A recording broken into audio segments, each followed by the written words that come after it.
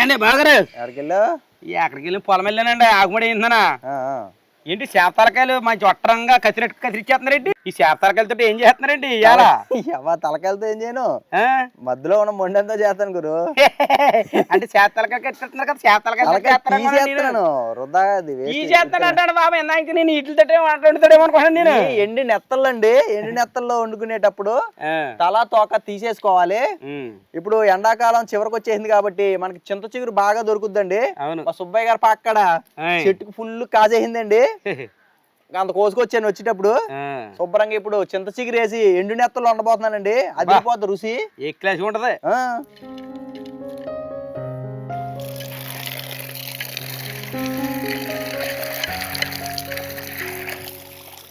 ఎండు నెత్తల్లో ఇసుక లాంటిది ఉంటదండి, శుభ్రంగా 2-3 సార్లు కడిగేసుకోవాలి.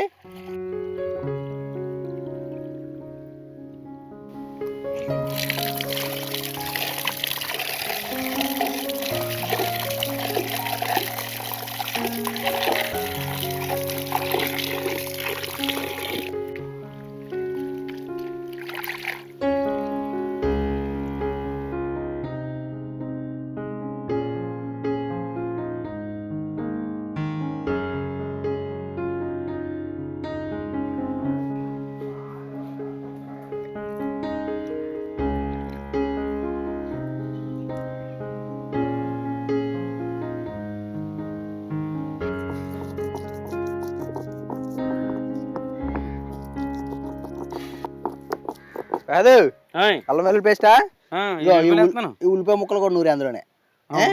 ఉల్లిపాయలు కూడానా నూరు, గ్రేవీ వస్తుంది. ఓకే, ఇది ఎలా చెప్తారా చేస్తానండి బాబా.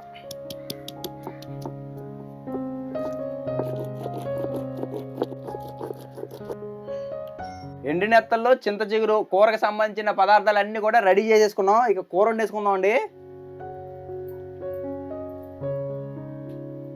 ముందుగా ఒక 2 చెంచాలు నూనె పోసుకొని శుభ్రంగా కడుక్కుని ఎండు నెత్తలు లేపుకుందాం అండి.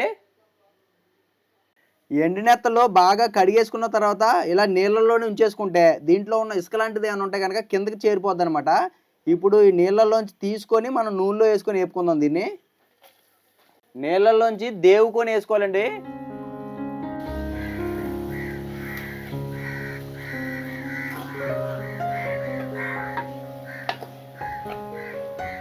ఒక 2 నిమిషాల పాటు వేయించుకుంటే సరిపోద్దండి.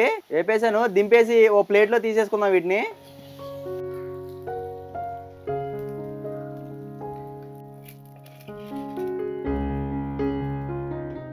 కూర కోసం ఒక 2 చెంచాలు నూనె పోస్తున్నాను.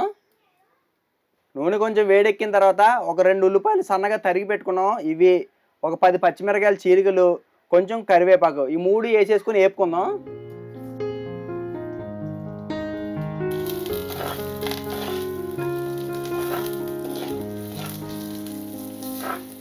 రుచికి సరిపడా ఉప్పు ఉల్లిపాయ ముక్కల్లో వేసేసుకుంటే మంచిగా మగ్గుతాయండి.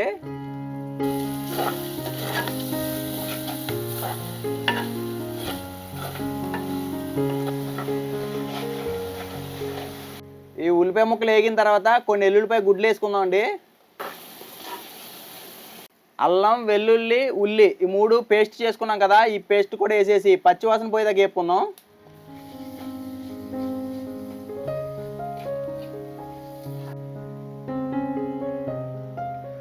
ఇదంతా కూడా బాగా వేగిందండి. ఇప్పుడు దీంట్లో ఒక చెంచా పసుపు వేసుకుంటున్నాను.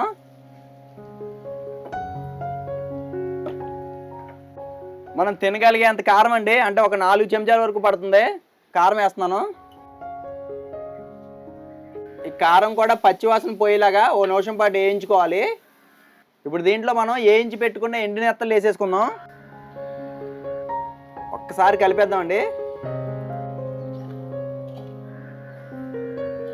ఇప్పుడు దీంట్లో ఒక 1/2 గ్లాసు నీళ్లు పోసుకుందాం అండి.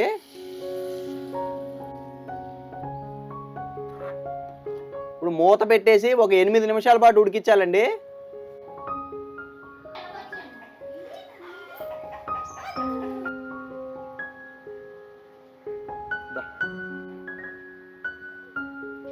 చింత చిగురు ఎప్పుడు కూడా నలుచుకొని వేసుకోవాలండి. మేము ఆల్రెడీ ముందే చాట్లో నలిచేసాను కదా, నలిచిన తర్వాత కడిగాను అనమాట, అందుకని తడిగా ఉంది. సరే బాగా కలిపేసుకుందాం.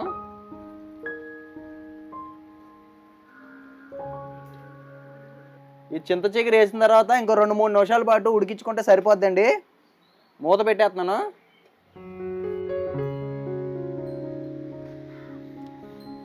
ఈ ఎండు రొయ్యలు, ఎండు చేపలు ఇలాంటి వాటిలో చింత చిగురు వేసి వండాలనుకునే వాళ్ళకి ఒక మంచి టిప్ చెప్తానండి. ఇప్పుడు మనం ఈ చింత చిగురు ఫ్లేవరు అచ్చంగా మనకి రావాలనుకుంటే దీంట్లో ఎటువంటి మసాలాలు వేసుకోకూడదు.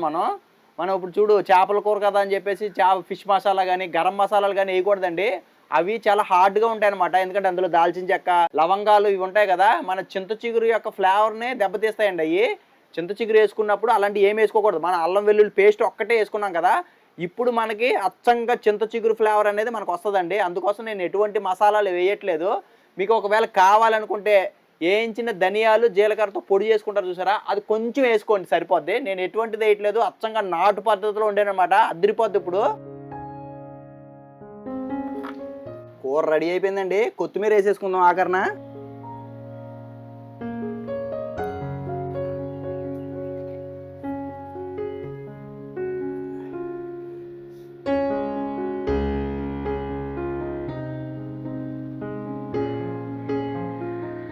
అదిరిపోయింది. ఉప్పు అది సరిపోయిందండి కరెక్ట్గా. కూర రెడీ.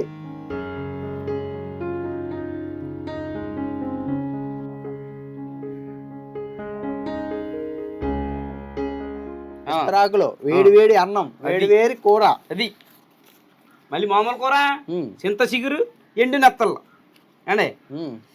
ఏండి అని లోపు ముద్దెడేస్తాను నేను. పెట్టాను బాబా, నాకు కాలిపోను.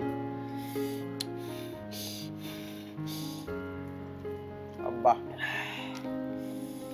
ఒకటో నీళ్ళు ఊరిపోతాయి ఎంత నాకు.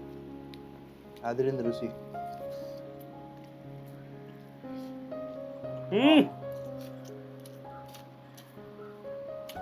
ఆహా, ఏం కమ్మదానం మామూలుగా లేదు రుచి. మీరు ఎండు రొయ్యలు వండుకున్నా, ఎండు చేపలు వేరే ఏమన్నా వండుకున్నా కానీ ఇదే స్టైల్లో వండుకోండి, సేమ్ ఉంటుంది. ఒక చేప ఒక రుచి అనమాట. ఈ నెత్తల స్టైల్ వేరు. తలా తోక తీసి ఉంటాం కదా. అబ్బా కాదు, ప్రభాస్ గారు సినిమాలో చెప్పినట్టు కత్తికి బొచ్చుకు ఉన్న సంబంధం అన్నట్టే ఉంటుందండి. ఇది చింత చిగురికి ఎండు చేపలు కానీ చిన్న చిన్న చేపలు ఏ అయినా సరే దాని కాంబినేషన్ ఇంకా వేరే లెవెల్ అంతే. ఎండి నెత్తల్లో చింత చిగురు అండి కాంబినేషన్ అదిరిపోయింది.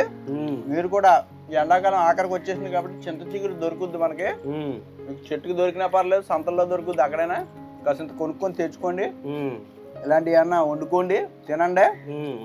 అలా చింత చిగురులోనే ఆరోగ్య పోషకాలు కూడా ఉంటాయంట. రక్తం పడుతుందంట, ఐరన్ ఏదో వస్తుందని అంటారు. తినండి, రుచిని ఆస్వాదించండి. మరి మా ఈ వీడియో నచ్చితే కనుక లైక్ చేయండి. మా గోదావరి ఇంటి రుచుల ఛానల్ని సబ్స్క్రైబ్ చేసుకోవడం మాత్రం మర్చిపోకండి. మంచి వీడియోలు ఉంటాయండి మన ఛానల్లో, చూస్తూ ఉండండి. మీ పాత రోజులన్నీ గుర్తొస్తాయండి.